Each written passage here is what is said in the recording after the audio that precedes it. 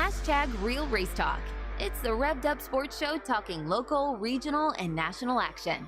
Here's Bobby Chaffee and Rodney Rodriguez.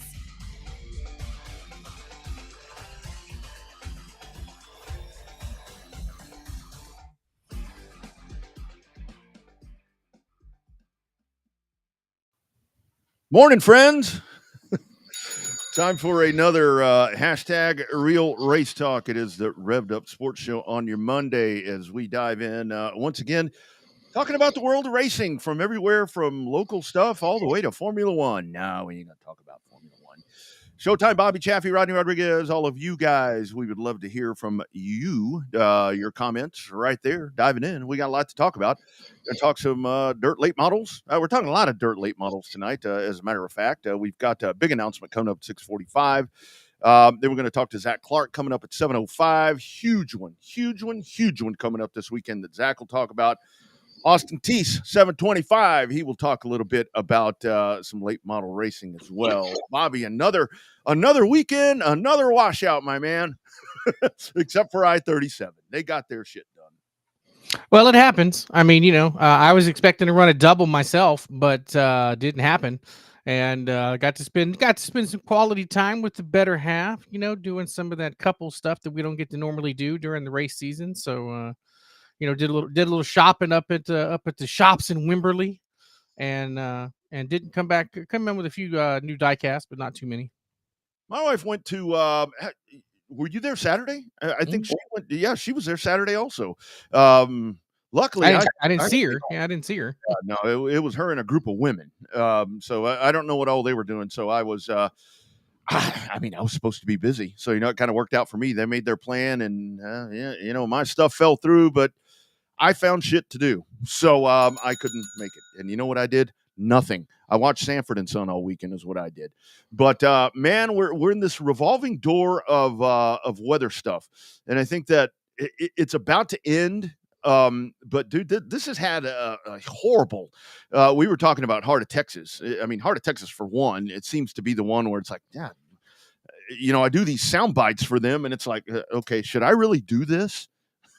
I mean, damn, it's getting to the point of ridiculous with some of these rainouts that we're getting. Yeah, it seems like everything north of the Brazos has had literally 5 or 6 rainouts in a row. Feels like I think Waco's 6 out of 7, I think, for rainouts. But yeah, definitely the poor Metroplex. I mean, if that jet stream or whatever they call it goes down about another 30 miles, and we're washed out here in Central Texas for a hot minute, but it looks like that. It just happened to stay north, and they get hammered pretty much every day last week with hail and high winds and lots of rain. So our friends up in North Texas, our friends and promoters, they got their fingers crossed that this high pressure that's coming up from the south will stay pretty hot and keep it hot and dry there for the next couple of weeks. Yeah, man, it's a little out of control, but like we said, it definitely will pass and be ready because you'll want to rain out here before too long. So the things that we'll talk about again, Bobby, I do want to mention you sent me something yesterday, and I was tagged on something. Let's take a little look at this video right here.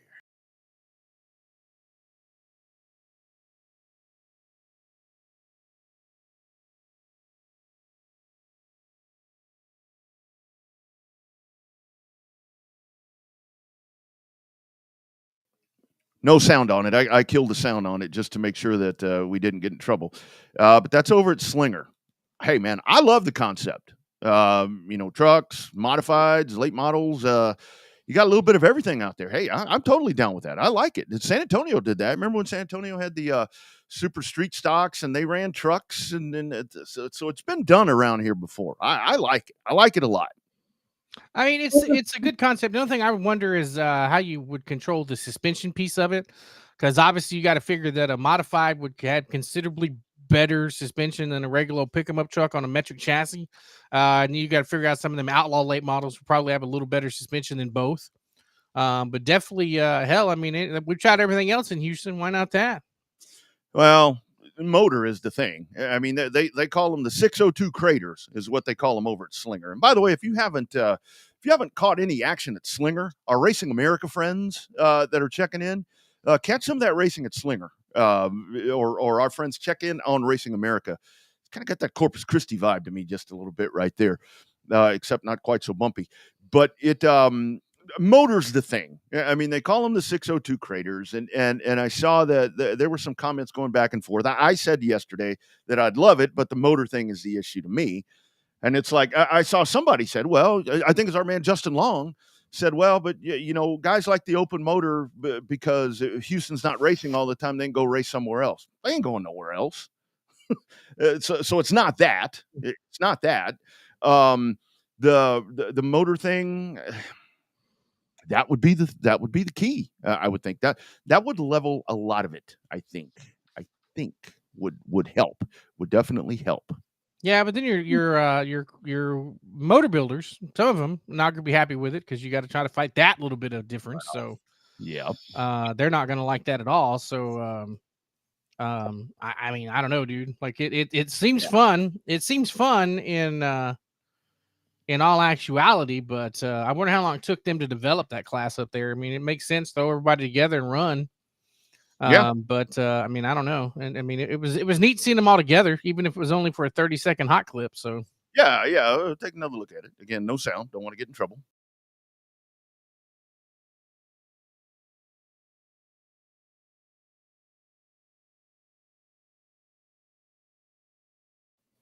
Yeah, I mean, it looks really nice, but yeah, that's the other part, with the motor thing, and yeah, you don't want to piss off the engine builders, and I do totally get. I mean, like for the modifieds, because I think the modifieds are the one where more of the conversation has been coming in.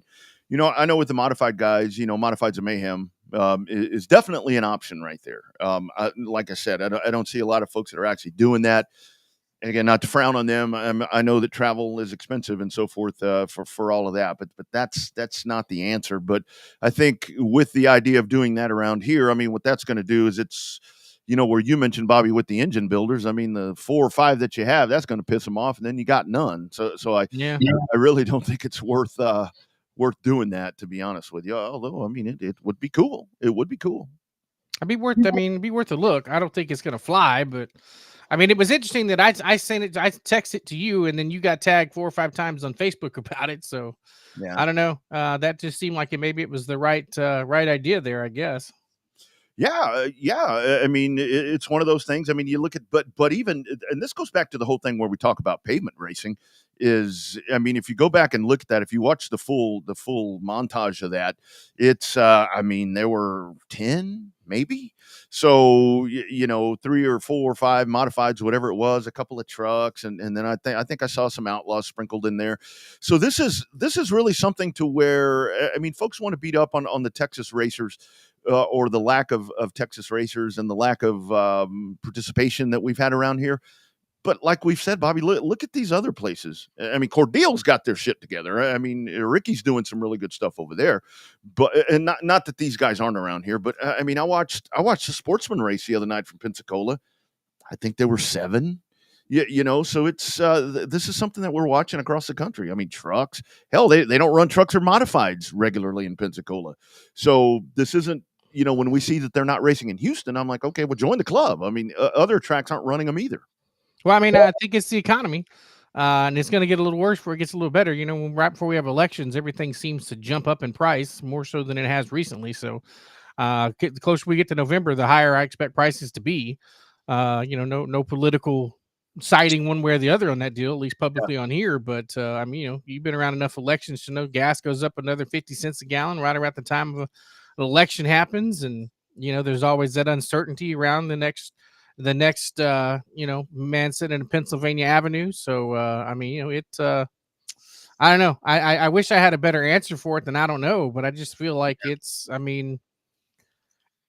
almost like there's we can almost say there's not enough dates, right? I think the tracks that are surviving and thriving are the tracks that race fairly regularly, if not a solid every other week, every weekend. Those are the tracks that have the most car count.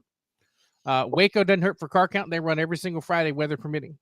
105 doesn't really have a problem with car count. They race every single week when weather permitting. We've seen that with some of our friends up at Rocket every week. They don't really have a car count problem. The closest one here, Cotton Bowl, they don't seem to have a car count problem when they're racing. But they used to race fairly regularly. I'm interested in their schedule this year being changed up a little bit, how long this long break takes away if it takes away from fans, and of course they're bringing the late models, so that helps out a lot. That'll bring some butts to the seats, but I don't know. It just seems like the tracks that don't race all the time are the ones that are suffering the most. And hell, we thought we had plenty of dates in Houston, and that's still not the case. Yeah, and speaking of Cotton Bowl, they're firing off right there. I was actually talking to somebody in Corpus a couple of weeks ago, and it was, hey, just a random race fan, a very in the know race fan, and they were talking about that specifically with Cotton Bowl, and it's like, what do they do? What is it that goes on over there? Because I look at race results and I see that they're always jam packed. I mean, there's always X amount of whatever, and they brought up, when the modifieds were kind of starting to fade away, they would always have 14 to 16 of them. And it's like, that's just a hell of a following right there that HE and Marianne have had, for a long time. I mean, they pulled a lot of the pavement crowd over and converted them, and that's, when you really look at, and again, they advertise on this show, but this is just the bottom line to it. I mean, when you really look at Bobby, one of the things right there in that transition to where they went over to dirt, that seriously was one of the best artistic, magical things that I saw. The way they converted those people, I mean, and without a shadow of a doubt, it's like when we talk about, Marianne and H had to run for president. I mean, because they're like, we're here, and they weren't barraging people with convert your shit and all, and boom, here we go. So it happened organically, of course. Now, when you had the previous regime that pissed everybody off, it's no different than a restaurant. When you put up that sign that says under new management, you're going to try it, but it's the job of that management team to make sure that the product is good. And if the product is good, generally people come back, and that's been the case for 5 or 6 years over there at Cotton Bowl. Mm-hmm. Yeah, it really has, and that's the thing right there where you do. I mean, you do like the fact, and it's so crazy with the Cotton Bowl thing, the transformation of Cotton Bowl. We've mentioned it in the past, Bobby. You remember before H and Marianne? I mean, that place rained out all the time. And it's like since they've taken over, it's like they're also, they've got the weather gods on their side because they're able to get shows in that wouldn't have gotten done before. And it's just one of those things where that divine intervention, and that's again, they're very blessed with what they do. And we'll run an ad for them here in just a little bit, but I only venture to guess that Saturday night when you get there or you check it out on Race On, that between DCRST and the dirt late models and their regular classes, dude, that place is going to be packed, especially after a little bit of time off. So I think that they're in for a very, very huge show, which is not going to be weather affected. It doesn't seem like on Saturday night. It'll be hot, but that's normal for Texas starting about this time of the year anyway. So it'll be a good show. A couple of really good shows running around the state. So I can't make it to Cotton Bowl. I'll be down at my normal track down there, Texana, for our buddy Monty Chamberlain's birthday bash. Sure. The Wharton County Playboy turns 59 years old, either on Saturday or on Friday. I don't remember. But he'll be in attendance. That should be a lot of fun. Hopefully we can get a pretty good crowd down there, and wish Marianne and H the best of luck with the late models. We got the Stems modifieds down there with us. So that's kind of like a flip a coin, right? Do you head to Cotton Bowl with the speed plan and late models? You come back down to Texana and see the Stems put on a really good show. I think they brought 22 last time. So that's that. I'm looking forward to lots of really good racing action, both at Cotton Bowl and down with me at Texana and all over, right? The rain is not going to be a factor this week with any place. Yeah. And so everything should be fired up this weekend all over the state. And I do want to say, I mean, talking about Cotton Bowl and everything happening there, Texana needs a good night. And I think the thing about it is, with what Monty, there's a lot of folks out there with you guys, Bobby. Monty's one of them, and you're going to have the guest driver there in the Tony, in the what is it, the Monty Nova or Monty? Yeah, so you're going to have that. I mean, the things that they do right there in that facility is just has been put in a really good place to where it's really fun to go to. It's very spectator friendly. I mean, and I think that's one of the things that with Marianne, and this is in our region, with Marianne, and then even with Heart of Texas. I mean, I seriously do compare Heart of Texas to Pensacola, because just kind of the feel of it, the amenities, the bleachers, and all that. Texana's in that spot right now, and it's just, man, weather holding out in Edna and getting that crossover. And it's just, I've had this conversation with so many different people lately to where it's like, man, there are just a lot of tracks. And it pains me. It pisses me off that on these dates that get loaded, it seems like Texana's the one that always kind of gets a short end of the stick, and that sucks because that's a badass racetrack. It's a fun little track. I love being there. It's a lot of fun. The racing action is really good. Down for such a smaller bull ring type of track, so you don't get the the late models are going to thrive there at Cotton Bowl because they're all of the crate late models all about momentum, and you're gonna get plenty of momentum up there on those high side. But they put on a pretty damn good show there at Texana a couple of weeks ago, and so it'll be interesting to see how it shakes out. I mean, Texana hadn't run in a couple of weeks, but weather shouldn't be an issue. Graduation should be over, so. I think as far as graduation is affecting every racetrack, I think will be a really good thing. And now that, the biggest problem you're fighting right now is the kids that were in class, do they want to go racing or do they want to go on vacation? That's the number one thing the promoters fight starting in June is what happens next. Do they come to the races as a vacation or do they go to Disneyland as a vacation? Yeah. Then you have and then you have all the other kids that were like me and you got to go to summer school, but that's during the week. That's during the week, so that doesn't affect anything. And some people say if you got to go to summer school, you shouldn't get to go to the racetrack. Bullshit. We're gonna wait here just a couple minutes because we're supposed to have a special guest that's going to jump on. If for some reason said special guest is not able to make it, because there are some time constraints, and actually with Zach, who was set to come on at 7:05, Zach sent me a picture of his radar. Zach ain't got no Wi-Fi right now, so I think Zach is probably going to go old school, and we can talk to him about the Doug Murphy. But I don't care how we talk about it as long as we talk about it. So that's coming up. But we'll just kind of hang tight, and we'll kind of wait on this late model thing. So Bobby, I want to read to you because NASCAR racing, obviously this past weekend, and this waiver thing, I'm tired of hearing about it. I am. And here's the whole thing. I mean, it's a rule that I think is not written very well. It's one of those things I think where NASCAR and all of their whatever that they're trying to do when they came out with all of these different things, it's like, boom, here it goes. And again, adjusting on the fly. But I mean, if you want to look at it, and this is Kelly Crandall, per section 12.3.2.1a, what the fuck? NASCAR rulebook. Unless otherwise authorized by NASCAR, drivers and team owners must start all championship events of the current season to be eligible for the playoffs. If a starting position was not earned, then drivers and team owners must have attempted to qualify at the discretion of the series director for the race. The team was there. I mean, and this is honestly where I really started thinking about this when they were saying, wait, Larson qualified that car. Did he? Yeah, he qualified that car, I think. I thought, I don't know. I'd have to go. Yeah, because it says there's no arguing Larson didn't start the race. He didn't start the race, but I think he qualified that car in the top 10. Yeah. But this is where I knew. Well, no, I didn't know because I thought this was going to kind of wash over. For one thing, I thought that he would get back in time. But when you get delayed 4 hours at Indianapolis, it's really hard to figure that part out.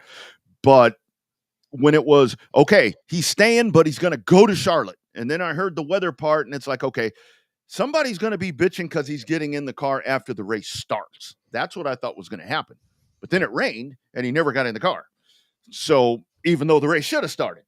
And of course, that's where all the conspiracy stuff. But make a decision. I mean, the whole thing on X last night was the big deal. Larson's second in points, but he has no playoff points when he had 17, 18, whatever the hell he still has. This is and nothing. Silence.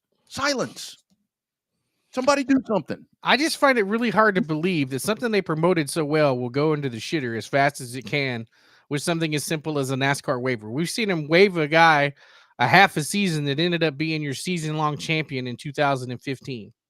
There's no asterisk by that anymore, but we all remember when Kyle Busch won after breaking a leg in Daytona and missed half of 3/4 of the regular season. Yeah. I also remember that Chase Elliott broke his leg, received a medical waiver for 6 races that he missed. He also got the waiver when he got disqualified and benched for a week for parking Denny Hamlin into the fence. That's the one. Sorry. No, I mean, but that's it. The waiver. I mean, hell, they gave Eric Jones a waiver for having the compression fracture in his back and missing 2 weeks. So it's definitely not. It's definitely not a consistent. The only thing consistent about the NASCAR waiver requirement is that it's inconsistent, like a lot of the NASCAR rules here lately coming down the pipe. And I don't want people to start bashing on NASCAR. NASCAR is one of the few things that can actually go back and they're able to be a little bit more flexible. Like the flagrant foul against Clayton Clark the other night didn't get called a flagrant foul. I didn't think it got called as a foul, right? Yeah. But yet the WNBA 3 or 4 days later, due to the public backlash, now they're having to retro react to it, where NASCAR can actually do some stuff on the fly, unlike major professional sports are able to. Yeah. And this is where, I mean, NASCAR has been really good.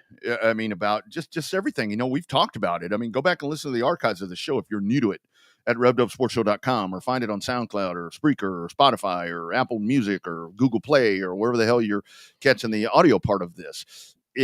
It's one of those things to where they've been really good and very proactive about everything. But this, for all of the good, and that's the one that I go back to, the suspension thing. And did you mention that didn't Bubba Wallace get thrown out for a week? Mm-hmm. I mean, and again, I know people want to beat up on that dude, but I'm lumping Chase Elliott in there like you did. I mean, it just doesn't make any sense.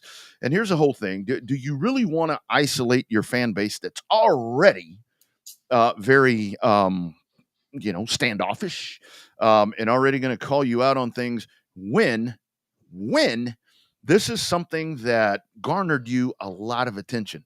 Look, the Coke 600, to me, most of the time on Memorial Day weekend, it's the third best race, because you've got everything that happens in Monaco, the pageantry. You can't pass. Max Verstappen's all pissed off, saying we need to take it off the schedule. It's too tight. It's boring. And then Indy always thrills, and you have these stories, and then you're going to go run 600 miles. And what they're doing right here is arguably your biggest star. I mean, your biggest crossover star for sure. Absolutely. And that's where I have to think, I mean, I'm not a conspiracy guy, but yeah, I am. Some of this is calculated, man. It's like, just make a decision. You want people talking. It's like you're saying with the WNBA. They come back, and it's like, okay, well, that's a flagrant one. Okay, well, why wasn't it that day? Knocked her on her ass about disjointed her hip. I don't know. They just need to decide. And Thunder, thank you. I think this is probably off of Twitter. Here's the big thing. The drivers are okay with the waiver, except Joey Logano. That dude's got a pretty good argument. If you really want to listen to his Sirius XM spot, he's got a the fact that he chose Indy over the 600 is different. Yes. Right? Because I really think that they thought it was going to rain. I think that the reason they started the Indy 500 is because they were like everybody else. They thought that the start of the 600 was going to get rained out, because every single race forecast you looked on, every single app, all about the weather in Charlotte, North Carolina on that Sunday night on Memorial Day Eve. Yep. All said it was supposed to start raining like a son of a bitch at about 6:30, 7 o'clock, right at the drop of the green flag. And it didn't. It started raining like a son of a bitch about 2 hours later at about 324 something miles. Mm-hmm. So I think that they looked at it, because me and you were texting back and forth like, well, hell, Charlotte's going to get rained out too. We need a plan C. Mm-hmm. And so I think that they all thought it was going to rain out at Charlotte, and they were going to run the race on Monday. But he did. He made every attempt to not start the race, but he made every attempt to get back to the 600. So yeah, I just don't see how they're not going to give it to him.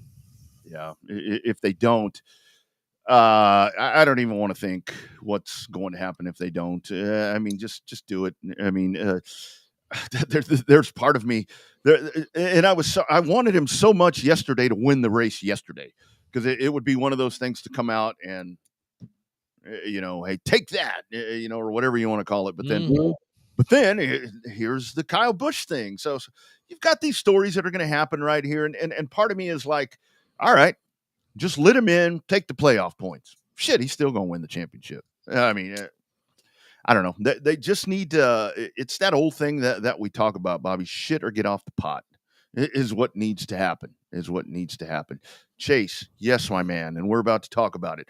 Big weekend for mods all over the weekend. Hopefully, I think that we finally crossed that bridge right there. But I'm going to give you the late model news. But first, obviously, the late models are going to be racing this weekend at Cotton Bowl Speedway. How about a quick word from our friends at Cotton Bowl Speedway? Speedway this Saturday night, June the 8th. Gates open at 5 p.m. Racing starts at 7. Come on out early. Walk around the pit area, meet the drivers, take pictures with the cars, and get autographs.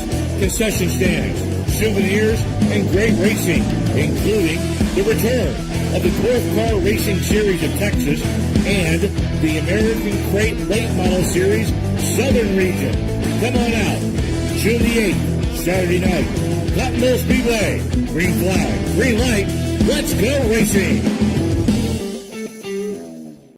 Very nice. Big weekend coming up right there. So Owen Pittman was to join us. Obviously, he spearheads that South Division right there. But and I got to tell you, I got a text from Owen, and it's not been a good day for him. Not racing related, but it's like, man, I'm really bad and sad news. I'm just kind of over it at this point. And anyway, we'll let him, talk about that when he wants to.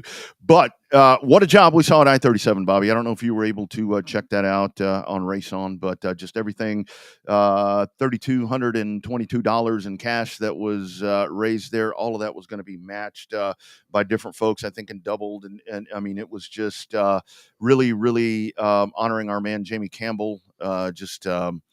It's really good to see that our folks come together like that. And there's a shot right there from our man, Jay Hallis. Man, it was, if that didn't get you emotional on Saturday night, there's something wrong with you. Yeah, I caught bits and pieces of it. I had to have a chance to go back and watch the whole thing. I've definitely seen bits and pieces of it, and the reaction of it on Facebook and social media. It must have been something special that I-37 did, sounded like, because there was nothing but positive praise for how they honored Jamie. And also got to see a Facebook post from, I believe it was his wife that posted and said that it was an honor that she couldn't believe. And so that was definitely going to be the way that I just hope people try to remember me half as well as they remember Jamie. So I hope to be half the nice person that he was to everybody. So there's that too. So, I mean, Ray and them, just a tremendous thing that they did. And I want to congratulate them, and I want to applaud them and thank them. I know that, man, that was a lot. I mean, it really was a lot. And Chris Workman, you did a fine job there, my man. Those are really, really hard when you have situations like that that you're trying to work with. It'll get you choked up. But what that news is coming up this weekend, obviously, it's going to be a lot of Jamie Campbell remembrance here the rest of the season. But what's going to happen there with the American Crate Late Model Series that will be invading Cotton Bowl Speedway on Saturday night that you just heard right there. That race is actually now going to be called the Jamie Campbell Memorial 29. So that late model race for the late model racers there, and I'm thinking that there's going to be a massive field of these from just some of the different things that I've seen. It'll be rebranded the Jamie Campbell Memorial 29. And it'll be 29 laps in duration around Cotton Bowl Speedway there for Jamie Campbell. So again, just another, just something else. I know that there will be different. I think, I mean, what needs to happen right now is folks need to be thinking about Stephanie and Mackenzie because Jamie is obviously not with us anymore. They're the ones that are bearing the brunt of this, and it's just, Bobby, it's one of those things to where as much as the sport pisses me off, and that's often. It's when I see something like that, I'm like, okay, I'm remembering why we all do this shit. Well, I mean, it just proves that the racing family is just that. It's a family. Sometimes we argue with each other. Sometimes we fight with each other. But when it comes time to get together for a common cause, that's when you get to see the family at its finest. We've seen it at multiple racetracks down at the South. All the racetracks that Jamie was a racer at and acquainted with and stuff like that has been outstanding over the course of the last month to 6 weeks worth of support for Jamie and the family. So it does prove that it's a family. I joke about it all the time. When I need something, first thing I do is get on Facebook and see, hey, which one of my racing friends does this? Which one of my racing friends does that? To try to just find out who does what so I can support their local businesses when I need stuff done.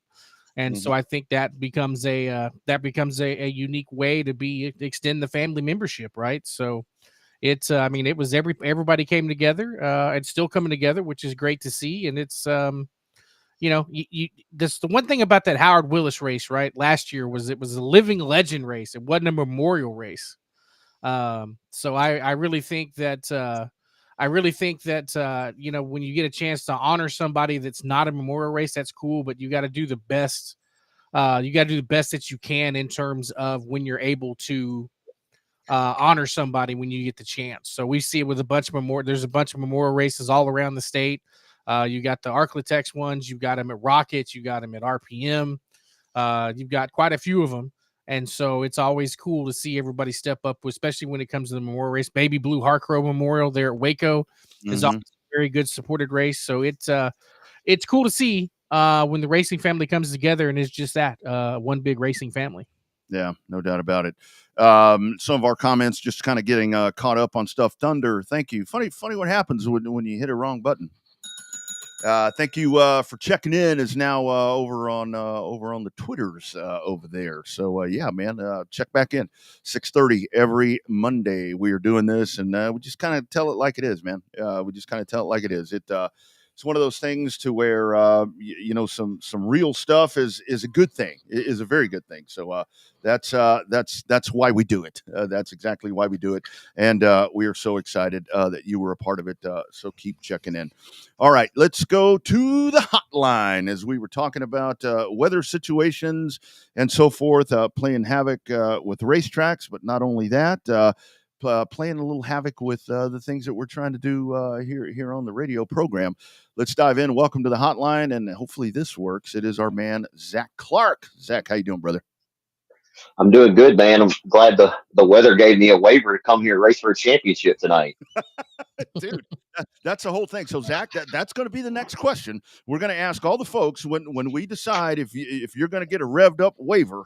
We can't see your pretty face, so that's going to be the next. What do you think? All that shit, dude. That's a cool thing. So Zach texts me about NASCAR. I'm like, dude, I didn't know you gave a damn about this. What do you make of all this mess?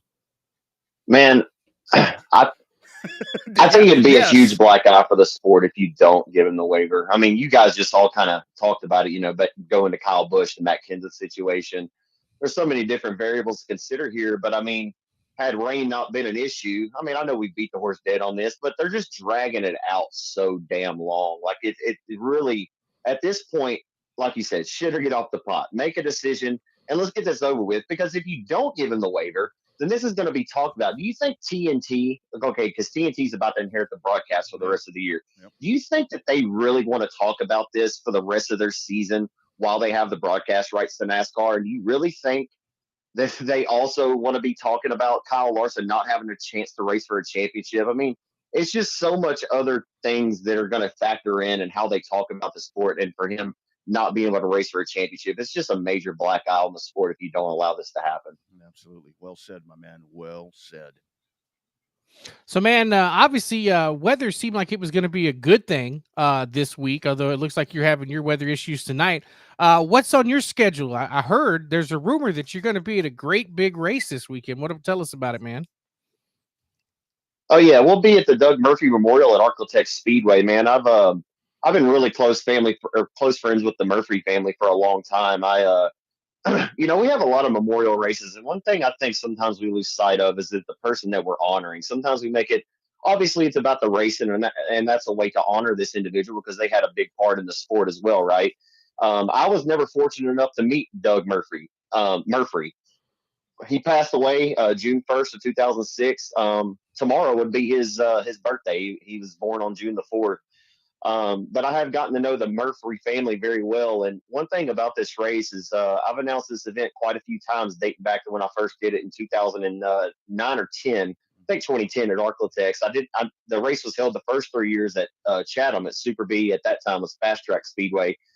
And the Murphrey family is more near that area, but they brought it to Ark-La-Tex several years ago just as they loved the racetrack. They had a good relationship with Gene Border. But one thing that I took sight of when I first started calling this race was what a great family this is. Dougie Murphrey, if anybody knows Dougie, they know exactly the man of character, what he stands for. He's just a great human being. And as well as that entire family, now Doug's grandson, Dougie's son, Cale is racing. He'll be racing his number 25 Hughes race car B mod there this weekend. But man, it's just a great event to honor a really, really a great guy. By all accounts, I just heard so many great things about Doug, and man, we're just excited to honor him again this weekend with another great modified race. Yeah, absolutely. And I think Zach, the big thing about it isn't this really one of those things to where these guys, this is a double win because, like you said, the Memorial race, and we just announced a late model one that's coming up this weekend at Cotton Bowl. But not only that, you've got the Memorial race, but at the same time, for these guys, I mean, money factors in, and you got some hellacious purses that are going to be paid out at Ark-La-Tex this weekend. Yeah, absolutely. And before I talk about that, man, I do want to send out my thoughts and condolences to the family of Jamie Campbell, man. I was able to meet Jamie, I'm not going to say that I was great friends with him or I talked to him often, but I will tell you every time I came down to the South Texas area, man, his hospitality that he showed and just the great person that he was, man, had an impact on me. So I just want to thank him for that. I know I can't thank him now, but I wish I would have had that chance, but I do want to send out thoughts and condolences and all that to his family, man. It's certainly a difficult situation, and he's going to be missed. And I'm happy to see that he's being honored in the fashion that they're electing to do so. But yeah, man, big money on the line this weekend. It's $3,500 a win on Friday night for USRA mods at Ark-La-Tex Speedway in Vivian, Louisiana. I always say where Arkansas, Louisiana, and Texas all meet for great racing action. And then $5,000 win on Saturday night. This race is we're kind of trying to get this thing back going, man. At one time, this was the largest unsanctioned modified race in the country. From 2010 to 2015, we were average 100 modifieds a season. And then we had a couple of rainouts. I mean, the race kind of fell off the map for a few years, but this race, like I said a moment ago, it's always been a really close family thing for these folks to honor Doug. And obviously, Dougie wanted to bring it back. It was actually supposed to be sanctioned with USNTS at the Revved a couple of years ago, and then obviously the Revved went to the wayside, and then we decided to move it back to Ark-La-Tex where it was held last year. But it hadn't been ran in 3 or 4 years, so we were really, really excited to get it back. But like I said, man, if you just go through the past winners of this event, it is incredible. Like I could name off some drivers right now. I mean, Terry Phillips, Jason Hughes, he's a 4-time USNTS national champ. Rodney Sanders, 5-time national champion, won it last year. Johnny Bone Jr. Chris Hennigan is the winningest driver in this event. He's won it 3 times, 2 of those at Chatham, once at Ark-La-Tex. Yeah. And that win paid $10,000 to win for him. This race always paid $2,000. I'm sorry, it paid $10,000 to win when it was held at Ark-La-Tex throughout 2016 when Jason Hughes won it. But man, it's an outstanding event, and it's great money on the line for the USRA mod guys. And that's one thing that Donnie Powers has really done since he acquired Ark-La-Tex Speedway. Is obviously he's a modified driver, but he wanted to really give the modified guys a place to race because you're kind of seeing it go by the wayside in a lot of areas in the country, kind of like how late models got phased out. And we just want to keep the modified alive in the Ark-La-Tex. And I'll tell you what, man, we've had some pretty solid racing and really, really good car counts this year. Absolutely. Yeah, Zach, I think it makes the difference when you're trying to get a class to revive itself, right? I mean, not that they're falling off the map up there with the big mods, but we've seen the same thing in South Texas where the guys and gals got together and decided to start that IMCA touring series for the tracks down south, and it's like a renaissance has popped up. So it's cool to see like when a race is able to do that, when you get that many cars together, guys on the same schedule, clearing a spot on their weekend calendar to come race a big race, and I think that that builds the excitement for the event. That also builds the excitement for those type of cars, because if that puts on a hell of a good race, then fans are going to go back to their home track and say, hey, we want to see big mods back. We want to see them here too. And so that gets a chance to get more races, got a chance to get you more modified racers at your track. So I think that, we say it every week on here, the rising tide raises all boats. And I think that's the big deal to get the modifieds up and running again up in the Ark-La-Tex region. Yeah, it also helps too whenever scheduling helps out too. Like USNTS is off this weekend. We may be able to poach a couple of those guys, but I think the Heartland Modified Tour runs this weekend up in Missouri, which, may keep Terry Phillips a little closer to home. He's a 2-time winner of the event. We'd love to have him, right? And, one time he told me in Victory Lane after he won, he said Ark-La-Tex Speedway was his favorite racetrack. So we're hoping maybe we can get TP back down here this weekend. But, if he doesn't come this week, I know he'd love to be back at some point. But we do know we'll have Jason Hughes. Obviously, Murphrey Oil Company is a huge sponsor on his car. But, yeah, man, that I was going to say that a lot of it is about scheduling, though. I mean, when you can have some other places off and people work together, there are some other area tracks that are running mods. But that only helps in the long run, right? Like these tracks might run a little bit close on this particular Friday or Saturday night, but in the long run, you're giving more modified drivers an opportunity to race for decent money and also keeps them going and keeps them racing. So, hey, maybe down the road, we'll pick up a few of the guys that may not be here this weekend later on this year, right? So it's just a good thing to have modifieds, whether it's INCA, USRA, I don't give a damn, man. I love good modified racing, and man, it's been pretty healthy this year. Zach, isn't that really the thing? I mean, because we see that on the pavement side, it's something that I harp on more on the Dirty Air show, to where it's like I get people that ASA Star or ASA Stars, Southern Super Series, UARA, all this different thing. Man, I don't care. It's like, let that shit go. Let's just have good racing, I think. Yeah. Matter of fact, I was talking to Dougie Murphrey about this at Sabine Speedway on the Friday night of the Triple Crown Throwdown down in the pits in Manny. And we were talking about the great history of this race, man. Like when I said it a few minutes ago, when I said that we had the greatest unsanctioned modified race in the country, that's an unequivocal saying there. I mean, like, it was true. Everybody in the industry felt that way. I mean, we were featured in Dick Bergeron's Speedway Illustrated in a magazine. I mean, it was a really, really big deal. And that's what we're really trying to get this thing back to. We want it to be back there, right? Like I mentioned, we had Comp Cans as the title sponsor of this thing.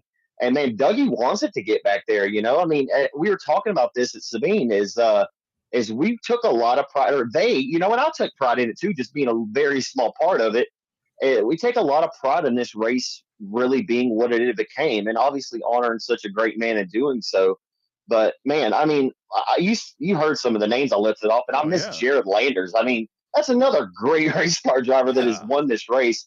And averaging 100 mods at an event, unsanctioned, is pretty damn impressive if you ask me. And I get it, times have changed a little bit, costs have risen and things. So we won't quite get 100 mods, especially for this weekend. But I'm not to say that could not possibly become, be the case maybe in the future. But great event, man, and looking forward to it. Absolutely. So, Zach, how much pressure does that put on you as an announcer? I know Rodney and I have been put in some unique situations over the years. It's like when you know that you got that pressure to perform, right? But then when you have the added extra of like the whole memorial side of it, like you don't want to screw something up and you don't want to say the wrong thing. Do you get any extra pressure in a situation like this? I know that sometimes I have, but I can't necessarily speak for Rodney. But I mean, I know that occasionally, it gets these high pressure situations. You got to double check and triple check the notes, make sure you don't say anything wrong and piss somebody off. Man, I personally, I don't feel any extra pressure. I mean, maybe that's due to the fact that I have a really good relationship with that family.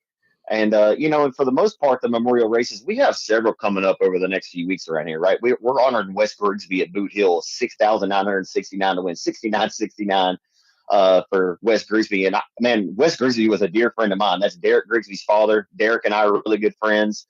I think a lot of this boils down to relationships. In a couple of weeks, Justin Whitehead runs the Mike Parker Memorial, and we just combined it for $8,035 to win for the Alan Roy Memorial. And I spoke at Alan Roy's. I spoke at his funeral last June. So that's one thing that I take great pride in is the relationships that I have with a lot of these racers. Around the Ark-La-Tex area, and some I know further off. But so no, for me, it doesn't add any added pressure because I like to think that the relationship that I have with this individual before their unfortunate or untimely passing, plays a little bit of a role in maybe how I, spend some time during the event talking about them and trying to honor their life the best way that I can. I know we're there to race, but, I do try to dedicate a little bit of time maybe before we do the prayer, the national anthem to speak about this person as they're deserving, So, Sure, I could see how that could be the case, but yeah, I would try to make sure all my ducks are in the row. And if it comes down to a person that I'm not familiar with in an event that I'm announcing, I would make sure that Yeah. that I'm very well versed and I do have some good information to share on that individual. Yeah. Go ask somebody. They always get, for me, Zach, they get me on the prayer sometimes where it's like, and I always, Oh no, oh, dude, I always forewarn the crowd. I'm like, I am your reverend tonight. I apologize. I apologize in advance. And Zach, I was praying one time and I was like, I mean, it was a dude, solid prayer. And then I'm like, shit, Lord. I'm like, uh-oh. Yeah, I'm like, it's always a sketchy deal, man. Like yeah. I've been fortunate. Like I get to throw it. I throw it to Josh Bell, and he does a phenomenal job. Josh is very active and involved in the church. You know, and I grew up in church, but I'm not the best person Oh. to speak with a prayer. Like, you know, it's up to anybody else to say whether I'm a good announcer or not, but I'm not the greatest person to lead us in prayer. I'm just going to be real with you. You know, Josh does a great job, and he does an outstanding job singing the national anthem. I mean, I seriously, Josh is one of the best to sing the anthem. But yeah, prayer is always a little sketchy. I'll be honest. That's the only thing in my whole career that I actually will type down in my notepad and read it off. And I don't like to be scripted, right? Even when it's a prayer. Yeah. And you know, and I'm just being 100% honest right now. But yeah, that's just one of them things, man. I don't know what it is, but I tell you what, though, man. When I was growing up at Champion Park.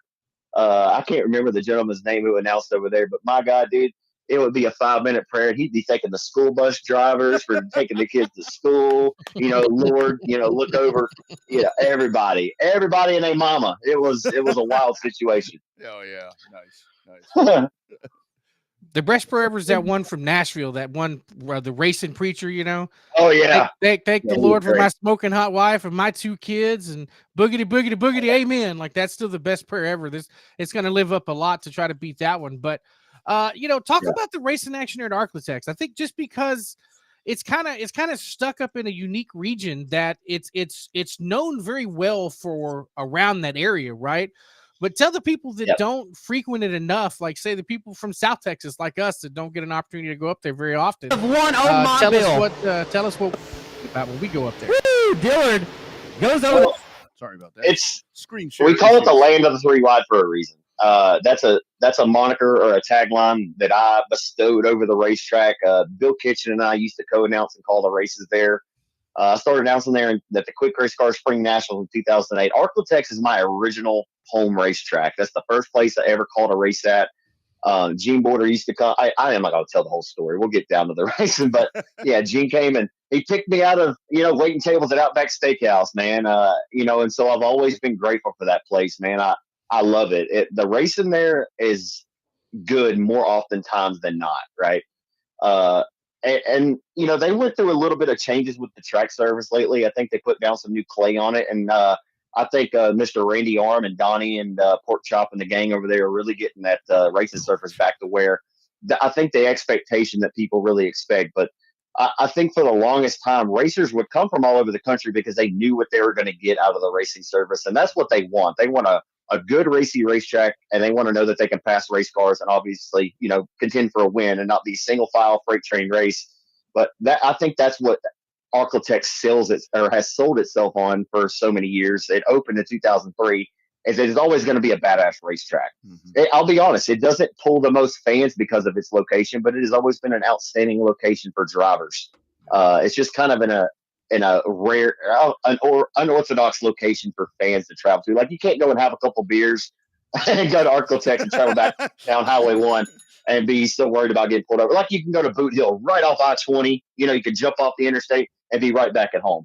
Ark-La-Tex is a little bit of traveling, and it's not off of, you know, a main highway. So yeah, man, Ark-La-Tex it's outstanding racing, man, and it has been for a long time. And we always look forward to it. It's always a hell of a time. And I think for the most part, all the drivers and fans that do come feel the same way. Yeah, for sure. So to be yourself and Colin, for folks that can't get there, of course, on raceon.com, you can catch it there. I love what you're saying about those racetracks, man, those isolated racetracks. I went to Jackson, Mississippi last year, Zach, and I'm driving around looking for this place. And it's like I come to the road ends and there's this pile of dirt. And it's like, okay, do I do like the Dukes? Do I hit that thing and fly and I'm going to land in the track or what? It's very isolated, those racetracks like that. So break this whole thing down in a nutshell. I think so 3,500 on Friday.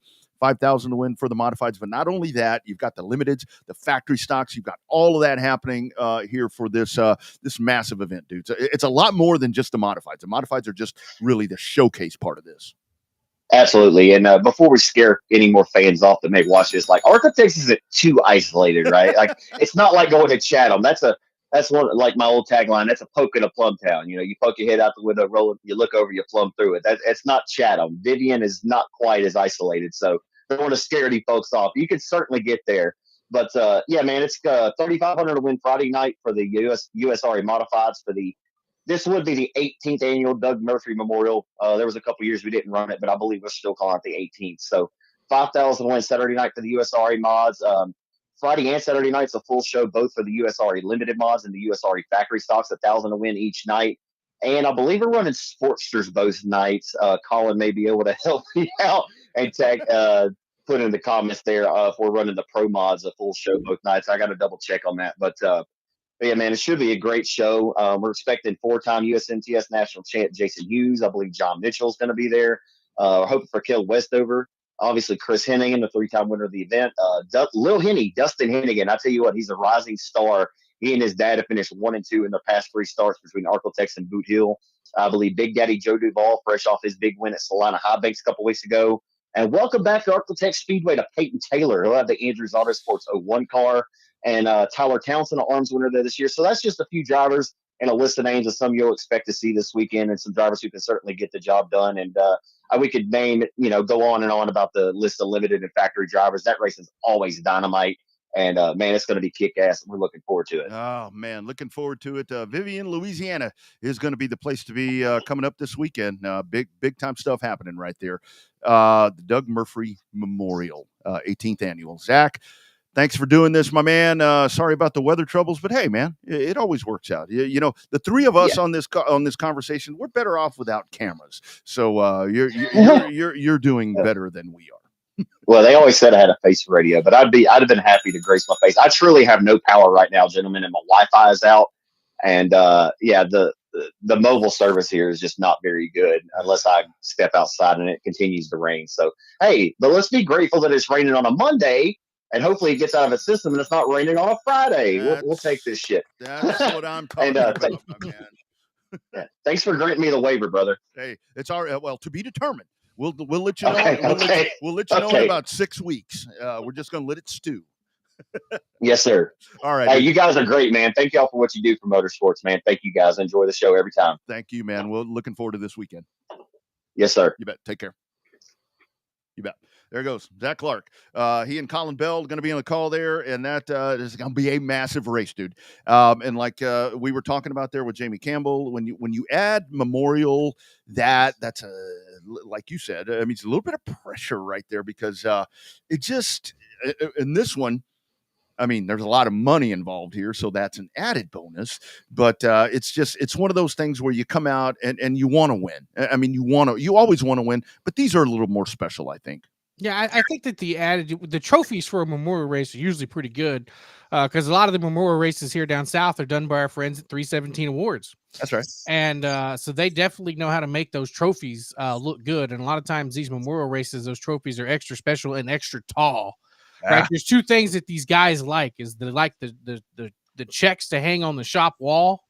And then they like those great big trophies because that money spends easy, but that check and that big ass trophy will collect dust and memories forever. That's right. That's right. It's always there. It's always there. I've got a few old trophies sitting over there. I'm all turned around here from a long time ago. They're all loose. They're covered in dust, but they're still mine. So, yes, indeed. Great conversation right there with Zach Clark. Again, go to raceon.com. Additional information you can dive in. We were talking about the late models coming up this weekend, happening at the Cotton Bowl Speedway at the Speed Plant. And it just kind of so happened that we were going to be talking about late models anyway. So the conversation will roll on talking about badass late models, and we welcome in to the show for the first time. It is our man, Austin Theiss. How you doing, my man? Good. How are y'all doing? Doing well, brother. Doing well. How are things for you? It's like everybody we get on here is like, how's the weather out your way? Because everybody's like, shit, Zach ain't got no power. Yeah, I was telling people earlier, we're right here by the Brazos River, and right by our house, it's up like 15 or 20 foot from where it was 2 weeks ago. So we've been getting a ton of rain. Luckily, this week we're back to just hot weather, and hopefully no more rain for a little bit. So, Man, it's crazy. What a mess. So, Austin, we talked about the differences with these crate late models needing to have super momentum and all of that. Like you guys put on a couple of really good shows this year down at Texana when I got a chance to announce down there. Talk about the momentum. Is it when you guys run a Cotton Bowl? Is it one of those where the high banks just lets you guys go flat out all the way around? You got to feather that thing. Talk about racing in big high banks up at Cotton Bowl Speedway. man, it's been probably a year or so since we've been out there, and that track's a lot more momentum. It's similar to Texana. It's got a little bit longer straightaways. But yeah, you can kind of let it air out there, and you get a lot more speed rolling and things like that. So, we're excited. We've always run well out there. I kind of grew up racing out there when I started in limiteds and stuff like that. So, kind of getting back to my old stomping grounds, getting the race out there again. So. Yeah. And Austin, let's kind of talk about just the late models, just in general, here in Texas. I really like what I saw there with the Northern group, kind of with Crate Racing USA. I think that's something that I think is great there, with a points fund package and so forth. But it looks like down here, Bobby talked about Texana races. I know in Corpus, we've seen some good counts. I-37 has their deal there as well. And those counts, 13, 14, 15, 16. I would love to see 29 Saturday but again, we'll work on that during the week. Kind of talk about the resurgence right there, man. I love that class is coming alive again. Yeah, it's been, if you really look back in the last, 6, 8, 10 years in late models, Cody Hardage really kicked it off, many years ago with the STLMS stuff. And his stuff kept growing and growing. And then, he kind of wanted to step away a little bit and actually get back in the driver's seat. Dustin Daniels took over that North region, and, he really kicked it off and grew that series up there. And then kind of fast forwarding to this year, between Owen stuff and, Ray running I-37 and getting cars out there, and, the Gulf region, they come over this direction a little bit. We were at 105 the other week with them. Mm-hmm. Between all those guys, what we've got going on wouldn't be possible, and there's a bunch of late models in Texas. And, that's I've had a lot of conversations with a bunch of different people about that. And I feel like if all the late model guys in Texas, would start traveling a little bit more, and, they keep growing the way we are, it's going to be an average of 20 or 25 cars, I feel like, easily at all these touring races that are in Texas. So, I've got real high hopes for it, and I think everyone's kind of heading in the right direction. We just got to keep supporting them, and I think we're going the right way. Agree. So, Austin, talk about the expense. You've run a couple of different classes. How does the expense of a late model compare to, say, like a big mod or a car that's comparable to the expenses of a late model? Is tires just like every other race car, the most tires and motor probably the most expensive part of it? Yeah, they are. I think a lot of guys don't realize, like, if you really sit down and put pen to paper, an open late model is its own animal, but if you look at like all these open mods and stuff like that, I feel like, and looking back and talking to some other guys, they're more expensive than these crate cars are. These crate motors, they've got a long life to them. I've heard some guys getting upwards of 60, 70 nights out of these motors if you maintenance them well, and valve springs and oil changes and things like that. Tires are probably the most expensive part. I say that. On a week-to-week basis, shocks are very expensive with these cars, but, like it goes back to a maintenance thing. They can be as expensive as you want them to be. You can find them that you can buy some used stuff that's good out there that's not as expensive. But you can still be fast. You don't have to have the newest of new stuff and most expensive stuff, just to win races. That's kind of what everyone thinks, is you got to be in a late model, you got to buy new everything, and that's not the case. So, I tell guys all the time that, like, in the mod stuff, that, I guarantee you can race a late model cheaper than some of the open mod stuff. Yeah. Yeah. We were talking at the beginning of the show, just kind of on some asphalt stuff, Austin, and we were talking about crates and a lot of folks, it's like, I mean, they kind of want to frown on them a little bit. I totally get, the open engine and the engine builder, the pride and the relationships and all of that. But I really think, I mean, even thinking back, I mean, I've been around way too long, but when the crate came along, it was one of those things to where it's like, well, you're only going to turn X amount of horsepower or X amount of RPMs, this, that, and the other. But when you really look at it, I think it does a couple of things. One, it levels the playing field. It helps the expenses, and it kind of puts it back in y'all's hands a little bit, in my opinion, with these crate motors. Yeah, I agree. And, that's what's nice about them is, there's guys that, they're out there, you can cheat the motors up if you like, and you can do that in anything. It doesn't matter what you're doing. But, like I look at like Donnie's ship with this northern region, we've talked a bunch about it, that, there's ways to catch them, and that's what's nice is there is ways to make sure they're legal and things like that. And, all these guys in this area are really kind of stepping that up and making sure that everyone's on an even playing field. There's really not one or two guys are just running away from it, or seems to be, so and in past, they've been caught, and if someone's cheating and stuff like that, they are getting caught, which is nice. I mean, that helps guys that are coming into the sport and coming into late models help know that they're going to be on an even playing field. So I think in Austin, in your mind, to talk about the cheating and the being into it, from your perspective and your experience and your opinion, is it one of those where like you like a tight rule book, or do you like one that's got a little gray area in it? I mean, I guess you kind of have the best of both worlds if you like a tight rule book with a little bit of gray area. But I mean, for you, is that a more motivated to go run with the series that they follow the rule book left and right, or is it just more open so you can experiment a little more? What's your take on something like that? I've been kind of on both ends of the spectrum. I've been fortunate to be able to run super late models and travel up and down the road doing that. The tighter rule book, it really helps, especially on a local level. If you're racing more local stuff and things like that, I'm a fan of more of the tighter rule book and things like that. And not to get me wrong, like even on a national level, like it's better to have a tight rule book. But at the same time, like on the open side, for instance, like the motors, there's no cheating on the open motors because you can run pretty much anything you want. But when it comes to tires and like shocks and suspensions, yeah, it's nice to have the tighter roll package and stuff like that. And same thing with for the crate stuff. It's better to have the rules on the motors and things like that. So I guess to answer your question, I do like it tighter just for that, because it keeps everyone more even. Mm-hmm. Yeah, and that's really the name of the game. Sorry about that. That's really the name of the game, in my opinion, because I think that's what needs to happen at this point. So for you guys, and again, you Cotton Bowl this weekend, yes. So you will be at Cotton Bowl. So for you, I mean, it's not specifically north south. I mean, you, like you said, you've raced a lot of different series and different variations of cars. What all you got this year, man? We're into we were joking about the rain's done. It's time to go racing. What all do you guys have in store for the balance of the year?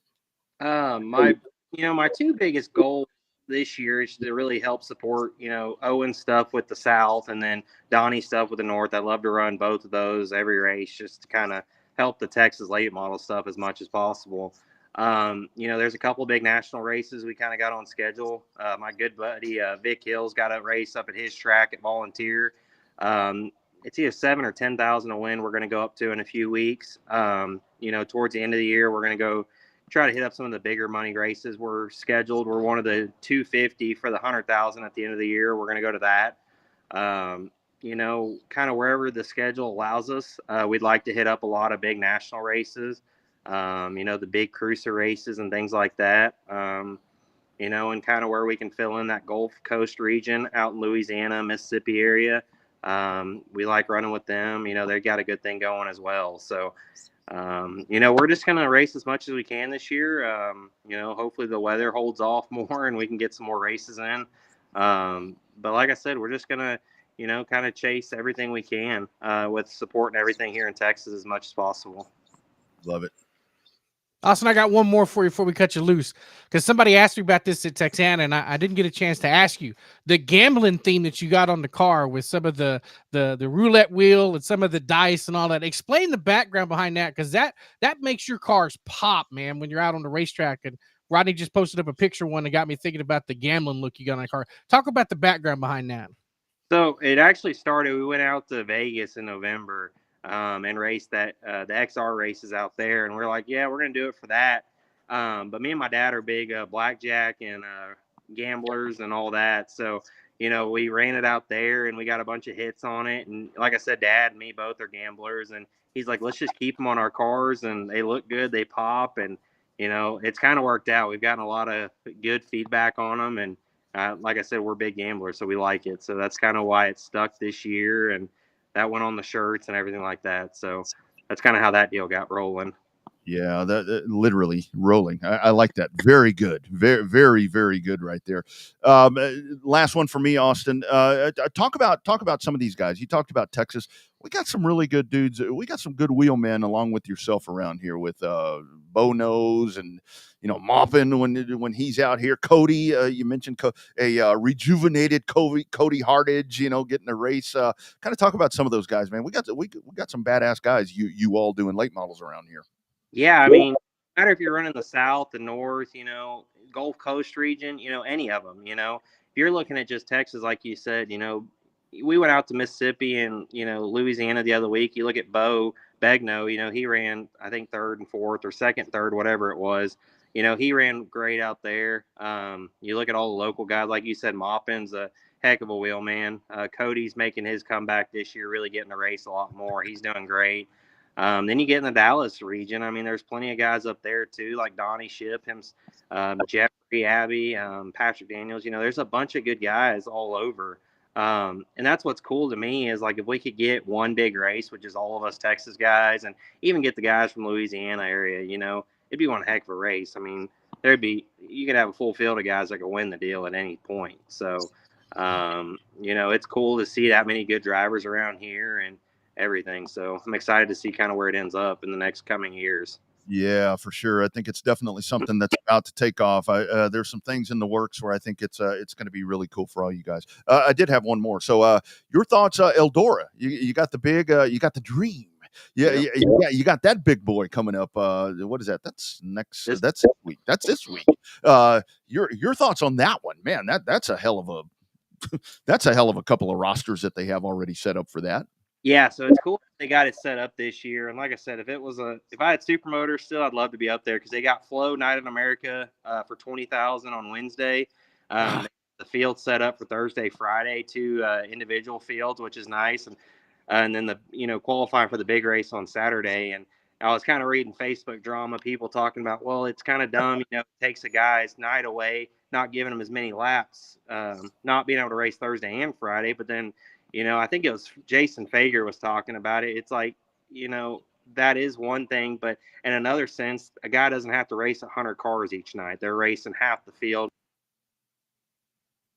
make the race and all that, and really get a better feel for the racetrack. So I kind of like that setup, doing it like that and splitting them up and letting a guy run Thursday and then watch Friday or help somebody on Friday and vice versa, I think, in my opinion, it's better to do it like that. So, yeah, no doubt about it. Austin, man, I'm looking forward to seeing you this weekend out at Cotton Bowl Speedway for the Jamie Memorial 29, as now it's going to be called, there with Owen. And thank you, man, for supporting the South down here, because I think it's on the move, and I think that guys like you are going to benefit once this thing really shakes itself out, man. Looking forward to a badass race y'all are going to have this weekend. I appreciate y'all. Thanks for having me on the show. You got it, man. Take care. We'll do it again soon. All right. See y'all. You got it. Take care. There he goes. Oh man, that is a badass race car, isn't it? Jeez, yeah, man. It was fun. Him and Bo put on a hell of a show at Texana when they were running. May have been, depending on which side of the fence you're on, maybe a little extracurricular, maybe a little bit of a racing move, depending on which side of the fence you're on. But the one thing is they put on a hell of an inning and put on a hell of a race down at Texana about the last race out with the late models. So yeah, absolutely, and they always do, and it is very much a loaded field, and like like I really, like I mentioned him. I thought it was really cool that I did see, with the North Group that with the Crate Racing USA. Of course, Rogers Dabbs is a sponsor on that, so kind of familiar with some of the back stuff on that. I think that's something. I mean, if it's able to get to the South, I mean, I think that like he said right there, if like Austin Theiss said, if there was a way to get like a big Texas race, we talk about big outlaw pavement races and truck races and all that. I mean, if you could, imagine a huge race like that, kind of in a neutral Cotton Bowl Speedway thing, man. That could be pretty massive. Could be pretty massive. Hardage tried that once and it didn't end up all that well, but I think it's a little different environment now versus when Cody tried to do it. So I think that with the right setup and the right, if everything came together and worked out right, I think you could have one hell of a North versus South shootout at a place like Cotton Bowl, maybe even a bull ring like Waco. So I think a lot of it's going to determine how well the future late model racing, especially at Cotton Bowl, is going to be determined a lot by the races this weekend for sure. Yeah. And with that, Eldora with the Dream, I mean, and that's going to be really cool to watch. I did see that Eldora posted that they lost their GM that had been on the job there since 1961, I think it was. His name escapes me, and I apologize for that, but that he passed away just a couple of days ago as well. So that's something else I think that's going to magnify that huge dirt late model race right there. Again, this is, man, I hate that. I mean, it seems like we're telling a lot of sad stories here, but it's one of those. It does make it a big deal. It does make it an even bigger deal. Well, I think it does. I mean, when you lose somebody that's close to a racetrack, we experience, they kind of come in threes, right? That's what they always say, and so it. You never like to see it, but I guess it just makes everybody wake up and say hello to your loved ones, and don't forget to say something that you won't get a chance to say tomorrow, right? That's exactly right. Don't go to bed angry, as they always say. Guys, we've got to tell y'all about our friends at On Demand Shirts. Of course, you see Bobby and I rocking all the good-looking gear when we're out and about. We usually have it on. There is your QR code right there. That will send you straight to the On Demand Shirts Revved Up merchandise store. You can dive on there and get these cool T-shirts. You're in a T-shirt too, I think. So. Yeah, you can't. My mic ends up blocking my view here, so. Cool T-shirts, caps. I got a cap back there. I'd get up and pull it down, but I'm lazy. Hoodies, all of that good stuff for when it gets a little cooler again. But it is our friends at On Demand Shirts. They not only take care of us, they take care of a lot of racers around the state of Texas. They also take care of the Stems series. They also take care of South Texas Race Ranch. They are also the official merchandise provider for Cotton Bowl Speedway. So all of that right there from our friends at On Demand Shirts, James Cole, and the great folks there in San Antonio. And again, for those of you checking in on the Racing America feed, there is your QR code that takes you straight to the Revved Up website. And you can set reminders on all that if you want to catch the live shows coming up here each and every Monday at 6:30. And of course, those are all on demand anytime that you want to catch them. All right, Bobby, here we go. Moving into another week coming up. It's the NASCAR conversation, hot and heavy. That's going to continue going. I did want to mention our friends also here in Texas, 105 Speedway. So they're up and going. Hopefully, again, as weather's not going to be a factor this weekend. Hopefully, Texas Dirt Truck Series, they're in action there. And man, that little class right there has done some hellacious growth here in the last year and a half. They really have been. The top five in that class has become very competitive, and you got 5 or 6 guys that you just don't know who's going to win. Obviously, Tommy Grimes has kind of won a couple of races here to kick off the first half of the season, but there's a couple of guys in there and gals that are just finding the right momentum, finding that right setup, and they've been putting on some damn good racing all over the state so far. Yeah, they really have. They really have. I know the last one at Corpus was a really, really good one with Tommy winning there in just fantastic fashion there with Colton Borlas and Eric Ramos. Bobby, I did find before we lock ourselves out of here for the week, I found another, we always show the Benny Hill video with the guys pissed off after the dirt race and all that. I found another one today. And again, this one, I don't think this one has any sound, so it may be a little silent. Take a look at this. So this is post-race tech. This is post-race tech at a racetrack, and I don't know the location. I knew it when I saw it, but here's one that I hadn't quite seen before when you get people a little pissed off.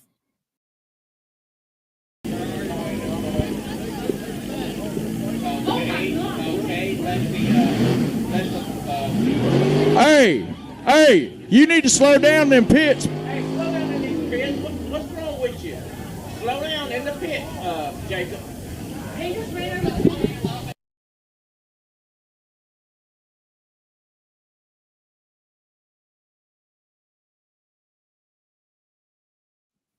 So that one did have some sound.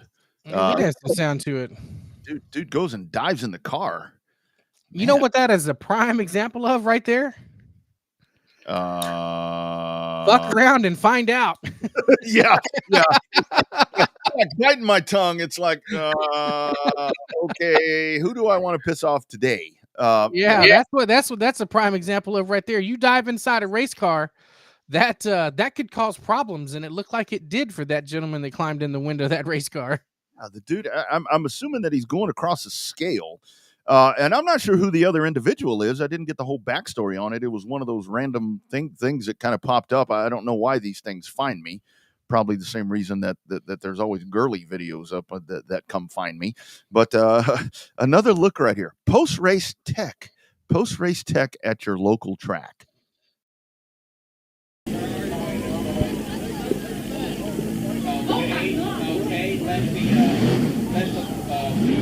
Hey, you need to slow down them pits. Hey, slow down in these pits. What's wrong with you? Slow down in the pit, Jacob. He just ran out of the pit. Carolina Speedway. I see the thing there.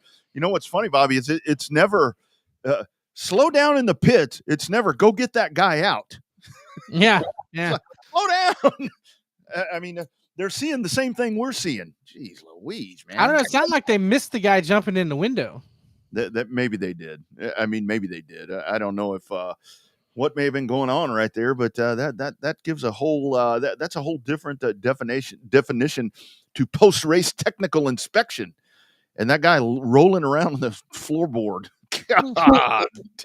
Messed up the left side weight there a little bit. Made the even weight on that car. Yeah, he failed tech. The car's too heavy on the right side. He failed tech. Maybe that's what he was trying to do. That dude was in shorts and a shimmel. So I'm assuming that was maybe a crewman from another one, a pissed off boyfriend, or I don't know what that may have been. But that one escalated quickly, very quickly. That one got out of hand pretty fast. Yeah, absolutely it did. All right, so let's take a look here before we get out of here, Bobby. Let's go to check our schedule of everything that is coming up this week here in the Texas area. Obviously, we were talking about the big one coming up at Eldora. That's going to be a massive one. That Doug Murphrey Memorial happening at Ark-La-Tex. That's a several-day event right there. Like Zach was talking about, like Colin posted right there. A lot of money on the line right there, and that one. Again, big modified race right there. I think that you're going to have some stellar racing action. You may even have what we just saw in that video. Well, let's hope it doesn't turn into a Bowman Gray. You know, I saw a video from Bowman Gray the other day, and the comments were actually very interesting. Most people like to hoot and holler, "Ooh, watch that fight," and all that. They were talking about Bowman Gray. It's like, that's not a racetrack. That's just a demolition derby with 13,000 fans every week. And you know, no disrespect to the owners and promoter of Bowman Gray, but that some of them comments weren't that far off. Yeah, they've obviously done a really good job with the appeal, and you know, I see a lot of folks saying, well, 18,000 fans tell you different or whatever, but it's just not really my cup of tea, to be honest with you. You know, it's one of those things. I know with the TV series and all that, and hey, we got friends that work there, so it's like I know. Yeah, no disrespect to them, but I mean, it's you know, eventually that shit gets old. I mean, we're sitting here laughing at what we just saw right there at Carolina Speedway, but it's one of those things where it's every week. And you know, like we were talking about with the NASCAR waiver thing, it's at what point where it's like, okay, enough. I mean, you know, enough. I did see that, and I did see on X today that there was something it was kind of a behind the scenes thing on Bowman Gray. I really want to go in there and check that out and kind of get some of the details there. I wonder if that's going to change, because now, you know, with NASCAR coming up, affiliated there. I mean, does that change? I mean, I don't know if that changes anything. Butts in the seats and eyeballs on videos. That's all that matters in the grand scheme of things. Yeah, that's the whole thing. I mean, that's what it's all about. But that's their ecosystem, right? If they're used to that, then that's their ecosystem, right? And some of the same people that would come to race at Cotton Bowl may not like the Cotton Bowl that has 4 stock classes, right? Even though they're their own unique thing. Some people that are outsiders might not understand that, but yet if you're there as the ecosystem member of that racetrack, you know that there's a difference between an Outlaw Street stock and a factory stock and a stock car. Like, you know, they got a bunch of stock names and they all look somewhat alike. But if that's what you're used to in your ecosystem, that's what you're used to, right? So, yeah, absolutely. Back to the Texas schedule Friday. Hopefully Waco gets a race in, which I think they will. Especially, hopefully they get this one in. It's MDA Muscling in the Dirt night there. Really cool stuff there. They raise a lot of money each and every year that happens. It's a yearly thing that happens there. 305 receiver sprints are going to be coming in. I mentioned 305 because they're on the schedule, and it's like somebody said, "Well, no, 305." Sprint cars. That's right. Sprint cars. Sprint cars are going to be there. Hunt County, that's a Friday night race. We talked about Ark-La-Tex. Friday night, let's go to Saturday, RPM. Again, Ark-La-Tex again, the Texas Dirt Truck Series at 105. You guys at Texana. Again, that I think this is one where I'm forecasting a big night for you guys, dude. I think it's going to be a massive night out there. I hope so. We need a good night on both sides of the fence. Obviously, Mother Nature and graduation timing hadn't always been on our side so much the last couple of races, but it should be. I've been like you. I'm anticipating a good hell of a season. It'll be a birthday bash for our buddy Monty Chamberlain. So yeah, no doubt about it. Yep, no doubt about it. Good dude right there. Cotton Bowl Speedway, obviously talked about the Jamie Campbell Memorial 29. That'll be happening there as well, along with the Dwarf Car Racing Series of Texas. Kennedale Speedway Park has they've got a trailer race that's going to be going on, $1,200 to win modified race at Rocket. So that's going to kind of offset a little bit. Grayson County, I think Grayson County got their race in. No, or did they? I don't know. I thought Grayson County got in this weekend. I may be wrong. But anyway, so that's what's on the docket here in Texas. And, of course, you start looking around the country, and it'll be a lot of really, really cool things that'll be happening. And the Cup Series heads to Sonoma. Final race for Fox. Final race for Fox. And, you know, Bobby, if I'm Fox at this point, I'm like, good. Because it's like those guys can. It's like, man, they're getting beat up so bad. Too many commercials. That's a good problem. And I was reading something today that the highlight of the Fox coverage is at Boyer's there, or Harvick and Boyer and all that. I mean, Mike Joy to me is just a badass. But I don't know. If I'm Fox, I'm like, yeah. I was watching because I was home all weekend, like I said, watching Sanford and Son and Saved by the Bell this weekend. And every time I went to FS1, it's like there was NASCAR on something, and it's like, okay, questioning the Fox commitment. They seem to be pretty on board, I think. Yeah, I think you'll see some changes next year, just because there's so many our friends and colleagues that are working with the different broadcasts that we know. There's going to be so many new alternatives for them. You've got, and I don't know if they've, other than Dale Jr. doing both, I don't know if they've announced yet that the broadcast team is going to be the same for the 5 races on TNT and the 5 races on Amazon Prime. I don't know if those 10 races are going to have the same broadcast team, but you got to fill those shoes. They've done some changes with NBC Sports because Dale Jr. is not going to be there. Yep. Then you got to figure out the whole, who do you want to call the truck races, because just the trucks is exclusively the Fox property. Then you got the new exclusivity of the CW doing the Xfinity series. They're going to have to do a whole brand new broadcast crew, pit crew, and everything for that too. So I think you're going to see some major shakeups. I think your core group of Fox will be good. I think you'll see Mike Joy, Kevin Harvick, Clint Boyer, probably Regan Smith and Jamie Little. Other than that, I think NBC is going to be okay. They've been talking about Rick Allen needing to go somewhere else, although I think he's done a good job down there at NBC, being a little bit of stable. But I'm interested to see what happens when they send it off to NBC, because they don't have the Dale Jr. effect this time. Yeah, and I think that once everything goes, with Amazon and all the different once all this thing really shakes itself out, excuse me. I'm curious to see if we see. I mean, I think that there's a lot of. I mean, people may say this around here. I mean, I think you need some new blood. I mean, I think some new blood is great every now and then. Some of this stuff is stale, and I think there's a lot of really good talent out there. I mean, that we see. I mean, how many, Bobby? How many folks do we know that? I mean, Jacqueline. I mean, these folks that are pit reporters that go off and do. Our man Matt Prior that's been on this show. I mean, that's a guy that guy could go off and be solid on network TV. But he's never had that opportunity, and if he did, it would be great. There's a lot, you know. I think that it was kind of some feathers this year when SiriusXM made some changes where they kind of moved on from Claire B. Lang. Although I think that they've kind of replaced that, you know, with kind of the same thing, just a different person, where they've made that move. I mean, they moved Danny Myers out and are doing different things, but they've inserted him again, you know, somewhat. I think that moving all the Dell Jr. download stuff to SiriusXM, that's going to shake some stuff up too. All that shit over. So I think that's where I'm going to be real curious to see. I think it's going to be a whole different NASCAR landscape and media once they get fired off and rolling. And some of it I think is needed, you know, or it's okay. You know, let's get rid of the grid walk and see how we go from there. Yeah, man. Yeah, that's you don't need that. I mean it's kind of one of those things where we see with short tracks, Bobby, where it's like they do it one time and it goes over well, and you're sitting there watching it and it's like, okay, it went over well, but that really wasn't that great.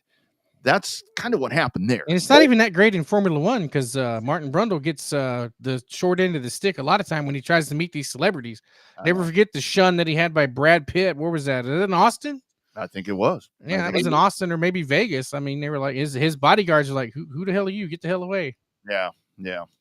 So anyway, shake it up. Don't have to stay with the status quo. Kind of shuffle things around. Again, if you missed it, the Jamie Campbell Memorial 29, that's coming up this weekend at Cotton Bowl Speedway. Again, that's going to be another, and hopefully the Jamie Campbell memorials and Jamie Campbell remembrances and so forth. Hopefully that's something that continues all season long, because that was just a good dude. That was just a good dude. I remember, I think, well, of course, we had Jamie on the show. I need to go dig that out. You need to dig that one out. That was a good show we had with Jamie. Great show, man. But I remember, I think it was, the last year you mentioned the Howard Willis Memorial. I was like, I sucked, you know, and I came walking up and I was just going to go in the stands, and I'm just kind of standing around, and this dude comes and puts his arm around me and he's like, let's go get you a beer. And I look over, it was Jamie Campbell. He was like, after that performance, you look like you need a beer. And I'm like, yeah, no doubt about it. Really good dude. So looking forward to Saturday with the American Crate Late Model Series. Man, this has been a good time. Always fun talking to Zach Clark and Austin Theiss. He will be at it this weekend there at Cotton Bowl, and you guys at Texana. Lastly, Bobby, preview of what you guys have in store. I think it's going to be a lot of fun. I got our normal Texana classes along with the STEM series coming in. If the last race was any indication, that should be a barn burner. And if any of their previous races are any indication, it should be a barn burner. Got a really tight points battle going in. Top 5 only separated by about 15 points or so. So that's opening well for a good talking points and good race. And obviously it's Monty Chamberlain Motorsports night at the races for the Wharton County Playboys 59th birthday. So we'll have some extra people up in the suites, and we'll should have some few extra people in the stands and in the pits. So it should be a lot of fun. Everybody mark their calendars for this weekend and put their GPS to say Edna, Texas, and you'll be in for a really good night there at Texana Raceway Park. You're damn right. Flag City, USA. Travel your ass on down there. Look for the flags, and you'll know that you're close when you 2 hours from anywhere. That's right. NASCAR, probably not Thunder. One of those things where it's always if an invite comes along and lodging and airfare or gas or all of that tends to change things. So I think where I may be eventually at some point is maybe the fairgrounds. but all that's to be determined. So anyway, great program, Bobby. This has been a lot of fun talking to these guys. And again, I think we're past the weather stuff. We'll do it again next Monday. Once again, here is your spot if you're interested in any of this gear. Again, go right there, hit that QR code. It'll take you right to the on-demand shirts spot. And again, the official website of the Revved Up Sports Show, RevvedUpSportsShow.com. That QR code takes you, boom, right to that site. Catch all the show replays, the live stuff. You can even set that thing and it'll alert you Mondays at 6:30 when we get set to go. All right, Robert. What's on your agenda this week, my man, besides Texana Raceway Park? Well, I'm just going to play a little catch up, trying to get a lot of stuff done. It has been a unique week with summer school, being married to someone that's in summer school, and the administrator portion of it. So it's been a challenging week, and so that's part of it. But still breaking in the new dog. Obviously, the old dog that was here over my shoulder was actually pretty good tonight.